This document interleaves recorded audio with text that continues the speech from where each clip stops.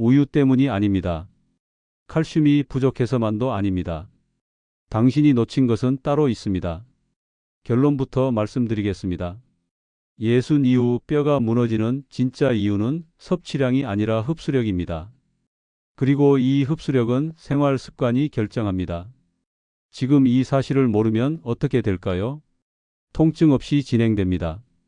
어느 날 갑자기 무너집니다. 보고된 바에 따르면 고관절 골절 이후 일상 기능이 크게 떨어지는 경우가 많습니다. 문제는 부러진 뒤가 아니라 그 이후입니다. 근육이 빠지고 움직임이 줄고 삶의 반경이 좁아집니다. 혹시 이런 경험 있으신가요? 나는 매일 우유를 마신다. 칼슘도 챙긴다. 그런데 검사 수치는 그대로다. 이상하지 않으셨습니까? 먹었는데 결과가 없다. 그 이유는 단순합니다. 몸이 받지 못하고 있기 때문입니다. 연구에 따르면 예순 이후 위산 분비는 크게 줄어듭니다. 칼슘은 녹아야 흡수됩니다. 녹지 않으면 그냥 지나갑니다. 비타민 D가 부족하면 더 심각합니다. 햇빛을 덜 보면 합성이 줄어듭니다. 칼슘은 들어와도 뼈로 가지 못합니다. 여기서 질문 하나 드리겠습니다. 혹시 하루 대부분을 실내에서 보내고 계십니까? 산책은 일주일에 몇 번 하십니까? 많은 분들이 뼈는 고정된 구조물이라고 생각합니다. 하지만 뼈는 매일 허물고 다시 세웁니다. 이 균형이 깨지면 밀도가 떨어집니다. 젊을 때는 자동입니다. 나이가 들면 수동입니다. 직접 챙겨야 유지됩니다. 그리고 더 위험한 것이 있습니다. 칼슘을 빼앗는 습관입니다. 이것이 계속된다면 아무리 먹어도 소용이 없습니다. 혹시 국물 자주 드십니까? 커피 하루 3잔 이상 드십니까? 단백질은 충분히 챙기고 계십니까? 나트륨은 배출될 때 칼슘을 함께 끌고 나갑니다. 카페인은 흡수 통로에 영향을 줍니다. 단백질이 부족하면 뼈의 구조가 약해집니다. 벽돌만 있고 철근이 없는 집과 같습니다. 겉은 멀쩡해 보입니다. 안은 비어갑니다. 여기까지 들으니 조금 불안해지지 않으셨습니까? 하지만 걱정만 하고 끝낼 필요는 없습니다. 지금부터는 해결 이야기입니다. 30초 안에 말씀드립니다. 뼈는 다시 반응할 수 있습니다. 방법은 단순합니다. 3가지만 바꾸십시오.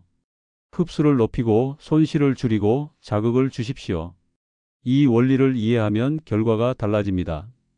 이제 구체적으로 어떻게 바꿔야 하는지 말씀드리겠습니다. 생각보다 간단합니다. 그리고 지금 바로 시작할 수 있습니다. 핵심은 3단계입니다. 첫째, 흡수를 올립니다. 둘째, 손실을 막습니다. 셋째, 뼈를 직접 자극합니다. 먼저 흡수입니다. 칼슘만 늘리지 마십시오. 비타민 D와 단백질을 같이 올리십시오. 연구에 따르면 비타민 D가 충분할 때 장에서 칼슘 흡수율이 더 높아집니다. 하루 10분 햇빛, 이것이 시작입니다.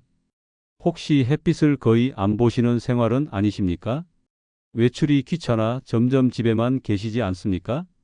이 습관이 흡수를 막고 있을 수 있습니다. 아침 단백질도 중요합니다. 계란 2개, 두부 반모, 치즈 1장. 이 정도면 충분한 출발입니다. 단백질은 뼈의 뼈대를 만듭니다. 칼슘은 그 위에 붙습니다. 뼈는 혼자 만들어지지 않습니다. 두 번째는 손실 차단입니다. 국물은 절반만 드십시오. 커피는 2잔 이내로 줄이십시오. 완전히 끊으라는 말이 아닙니다. 절반만 줄여도 다릅니다. 이 차이가 누적됩니다. 혹시 이런 경험 있으신가요? 짜지 않으면 맛이 없다고 느끼십니까? 커피 없이는 하루가 시작되지 않습니까? 습관은 무섭습니다. 하지만 줄이는 것은 가능합니다. 천천히 그러나 분명하게. 3번째는 자극입니다. 뼈는 충격을 싫어하지만 자극은 필요로 합니다. 가만히 있으면 약해집니다. 연구에 따르면 체중 부하 운동은 족골 세포 활동과 관련이 있다고 보고된 바 있습니다. 하루 10분 걷기, 계단 몇 층 오르기. 이것이면 충분합니다. 운동을 거창하게 생각하지 마십시오. 헬스장이 아닙니다. 지속이 핵심입니다. 여기까지 정리해 보겠습니다. 흡수를 올리고 손실을 줄이고 자극을 준다. 이 세 가지가 전부입니다. 지금 댓글로 선택해 보십시오. 하나, 아침 단백질을 늘린다. 둘, 국물과 커피를 줄인다. 셋, 하루 10분 걷기를 시작한다. 어느 것을 선택하시겠습니까? 번호만 적어도 좋습니다. 선언은 행동을 강화합니다. 하지만 여기서 더 중요한 이야기가 남아 있습니다. 많은 분들이 중간에 포기하는 이유입니다. 이 부분을 모르면 다시 원점으로 돌아갑니다. 많은 분들이 포기하는 이유는 효과가 바로 보이지 않기 때문입니다. 일주일 했는데 변화가 없다. 그래서 멈춥니다. 하지만 뼈는 피부가 아닙니다. 오늘 바꿨다고 내일 수치가 오르지 않습니다. 조용히, 느리게, 그러나 분명히 움직입니다. 보고된 바에 따르면 골밀도 변화는 수개월 단위로 관찰됩니다. 즉, 조급함이 가장 큰 적입니다. 포기가 가장 빠른 손실입니다. 혹시 이런 생각 드신 적 없으십니까? 나는 이미 늦었다. 이 나이에 뭘 바꾸겠는가? 그 생각이 가장 위험합니다. 포기는 즉시 진행을 가속합니다. 실천은 즉시 속도를 늦춥니다. 예순 이유는 내리막이 아닙니다. 관리 여부에 따라 곡선이 달라집니다. 완만하게 갈지 급격히 떨어질지 선택의 문제입니다. 여기서 감정 하나를 떠올려 보십시오. 혼자 화장실에 갈 수 있다는 안도감, 누군가의 부축 없이 걸을 수 있다는 자존감. 뼈는 단순한 조직이 아닙니다. 자립의 기반입니다. 존엄의 토대입니다. 만약 지금 아무것도 하지 않는다면 어떻게 될까요? 흡수는 더 떨어집니다. 근육은 더 줄어듭니다. 낙상 위험은 더 올라갑니다. 반대로 오늘 시작하면 어떨까요? 흡수는 조금 올라갑니다. 손실은 조금 줄어듭니다. 근육은 조금 단단해집니다. 차이는 미세합니다. 하지만 매일 반복되면 격차는 커집니다. 이것이 누적의 힘입니다. 혹시 주변에 골절을 겪은 분 계십니까? 그분이 부러지기 전까지 아무 증상이 없었다는 말 들어보셨습니까? 바로 그 지점이 무섭습니다. 그래서 지금입니다. 통증 없을 때가 기회입니다. 걸을 수 있을 때가 준비할 시간입니다. 포기와 희망은 동시에 존재합니다. 포기는 편합니다. 희망은 행동을 요구합니다. 하지만 희망 쪽이 미래를 만듭니다. 작은 행동이 방향을 바꿉니다. 방향이 바뀌면 결과가 달라집니다. 이제 마지막 질문입니다. 당신은 어느 쪽을 선택하시겠습니까? 그대로 둘 것인가, 오늘 바꿀 것인가? 아직 결정을 미루고 계십니까? 결단은 거창할 필요가 없습니다. 지금 이 순간 한 가지만 정하면 됩니다. 마지막으로 가장 단순한 실행 지침을 드리겠습니다. 오늘 저녁부터 국물은 절반 남기십시오. 내일 아침 단백질을 추가하십시오. 그리고 햇빛 아래 10분 거십시오. 이 세 줄이면 충분합니다. 어렵지 않습니다. 지금 할 수 있습니다. 댓글에 적어 보십시오. 하나, 아침 단백질. 둘, 국물과 커피 줄이기. 셋, 하루 10분 걷기. 번호 하나만 남기셔도 됩니다. 선언은 시작입니다. 시작은 변화를 부릅니다. 미루지 마십시오. 완벽을 기다리지 마십시오. 오늘 시작하십시오. 지금 이 순간에도 뼈는 선택을 기다리고 있습니다. 가만히 두면 서서히 약해집니다. 관리하면 서서히 단단해집니다. 큰 차이가 아닌 것처럼 보입니다. 하지만 10년이 지나면 전혀 다른 결과가 됩니다. 걷는 사람과 부축받는 사람의 차이입니다. 혹시 아직도 마음속에서 이런 말이 들리십니까? 내일부터 하지 뭐. 조금 더 생각해보고 하지 뭐. 그 내일이 몇 달이 되고 몇 년이 됩니다. 그리고 어느 날 작은 미끄러짐 하나가 모든 것을 바꿉니다. 그때 후회해도 되돌리기 어렵습니다. 그래서 오늘입니다. 통증이 없을 때, 스스로 걸을 수 있을 때, 기억하십시오. 칼슘만의 문제가 아닙니다. 흡수, 손실, 자극의 균형입니다.